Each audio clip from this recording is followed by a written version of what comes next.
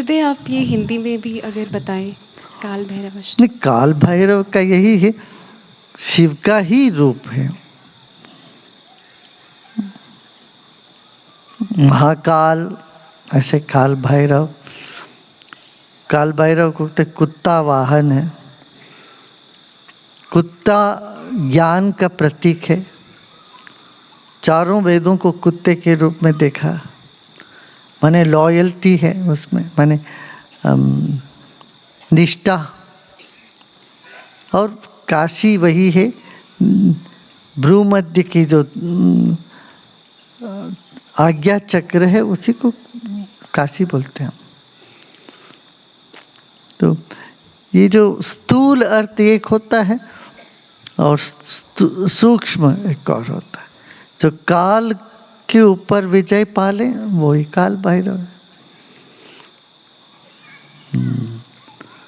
तो हम चेतना का ही एक गुण, क्रिया और लक्षण है।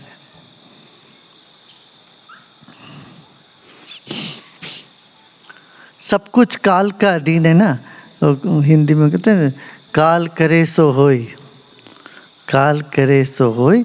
और वो काल के अधिपति तो वो शिव ही है। सारे ग्रहों के ऊपर शिव बैठे हैं और शिव का ही रूप है काल भैरव। भैरव माने ही समझो तो जो व्यक्त जगत है इससे ऊपर उठ के अव्यक्त में जो है, जो आकाशवत है, वही भैरव का रूप है। और जो देखते हैं ना, जो दिखती है, इन सब का कंट्रोल कहीं और है, मेन स्विच कहीं और है। अब बिजली सब जल रही है मगर इसका स्विच कहाँ है? पता है आप लोगों को? नहीं पता ये सबका स्विच कहाँ है, कहीं है, छिपा है। वो स्विच जो है वही काल भैरव है। तो जीवन या शिव ही आध्यात्मिक चेतना है। जैसे जमीन पे हल चलाते हैं, बीज बोते हैं, अन्न उपजता है। अन्न कहाँ से उपजता है? जमीन से उपजता है। ऐसे खुशी आनंद कहाँ उपजता है?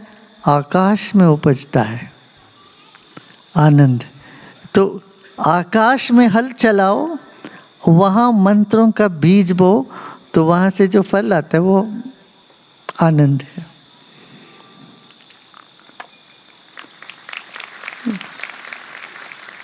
तो वो आकाश में हल चलाने वाला काम तो काल भैरव को, काल भैरव माने ये व्यक्त संसार जो दिगंबर।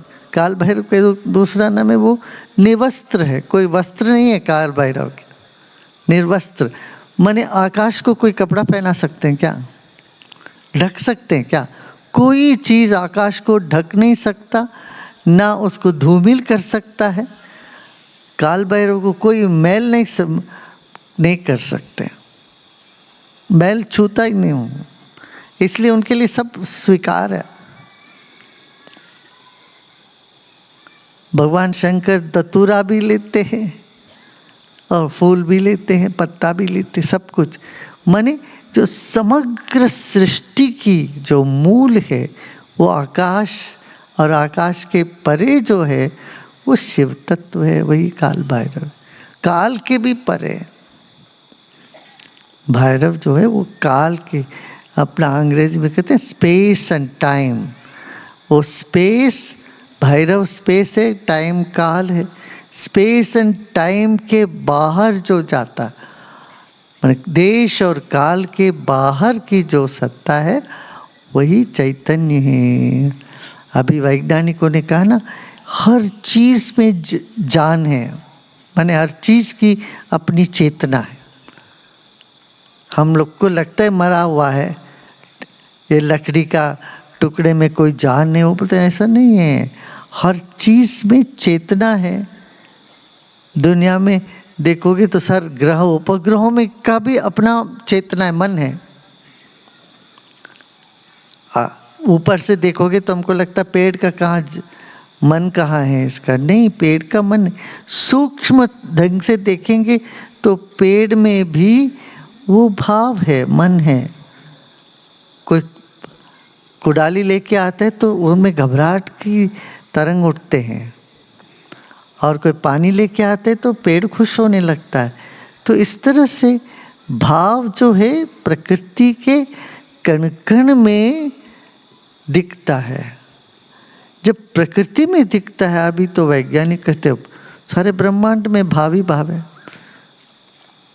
इसीलिए हम लोग ये नवग्रहों की पूजा वूजा करते हैं ना, माने वो नवग्रहों के बारे में सोचो, उनके मंत्र बोलो तो माने वो तरंग से हम जुड़ जाते हैं, उस फ्रीक्वेंसी से जुड़ जाते हैं, वाइब्रेशन से जुड़ जाते हैं।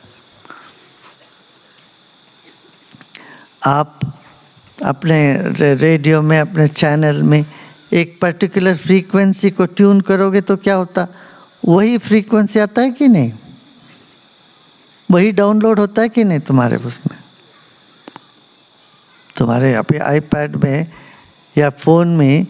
तुम YouTube का लगाओ तो YouTube आएगा, म्यूज़िक का लगाओ तो वो आएगा, फ़ोन लगाओ तो वो आएगा। सब कुछ वो छोटा सा एक प्लास्टिक की टुकड़े में तुम सब कुछ देख लो, दुनिया भर का खबर उसी से मिल जाता है, उसी के अंदर है। कैसे संभव? क्योंकि ये जो खाली जगह हम देखते हैं आकाश, ये आकाश चेतना से ठूस ठूस के भरा हुआ है, और इस चेतना में जान है, जीवन है, उसमें ज्ञान है। देखो क्या कब लोगों ने बस सत्यम ज्ञानम अनंतम ब्रह्म, जो अनंत है वो ज्ञान भी है, और वह सत्य भी है, वो जीवित भी है। गजब की है कि नहीं? मन को चौंकाने वाली बात।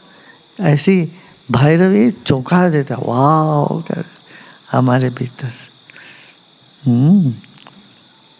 You know, the whole universe is full of consciousness. Everything is consciousness. Every object has life, because everything is just vibration. Consciousness is nothing but vibration.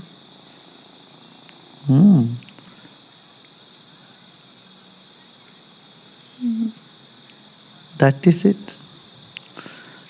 So enjoy the vibrations, and you are the vibration. You are that vibration. When you become quiet and serene and subtle, and you are the source of all the vibration. So you are not separate from the universe, you are part of the universe. So your body has come from this planet Earth.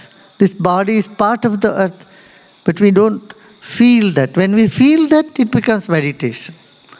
When we feel this body is part of the earth, and the spirit is part of the divinity which is all over, that is spiritual elevation.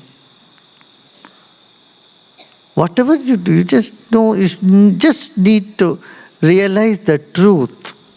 The fact is, your body is from the earth, and it is going to go back to the earth. It's going to stay here. Your body is not going to fly to the heaven or go to sun. It is part of that, and you are going to be here. And your spirit is light, and it belongs to the universal spirit. The air in you is part of the air that is all around you.